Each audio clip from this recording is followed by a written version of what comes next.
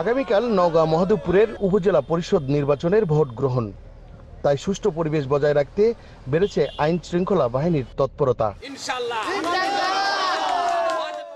নির্বিঘ্নে সুষ্ঠু পরিবেশে ভোট সম্পন্ন করতে সব ধরনের প্রস্তুতি নেওয়া হয়েছে বলে জানিয়েছেন মহাদেবপুর উপজেলা সহকারী ভূমি কমিশনার রিফাত আরা।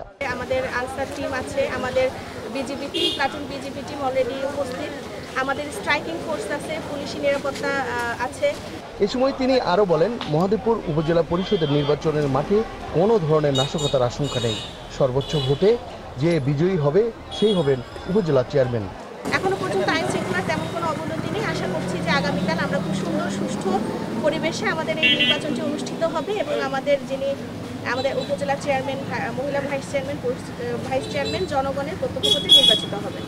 এদিকে ভোটাররা সময়ের প্রহর গুনছেন পছন্দের প্রার্থীকে ভোট দিয়ে বিজয়ী করার জন্য বলে মন্তব্য করেছেন আনারস প্রতীকের প্রার্থী মাসুদুর রহমান মাসুদ।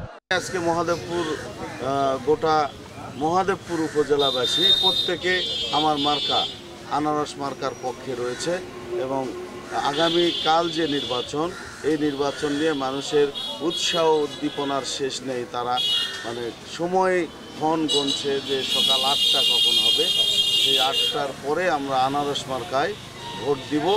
এই উৎসাহ নিয়ে মানুষ প্রহর গুনছে, দিন গুনছে বা সময় গুনছে।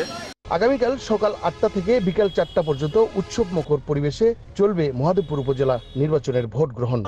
মহাদেবপুর উপজেলাবাসী আমরা সবাই একসঙ্গে ভোট দেব আনারস মার্কায়। মন্ডলের নাম, এশিয়ান টেলিভিশন, নওগাঁ, মহাদেবপুর।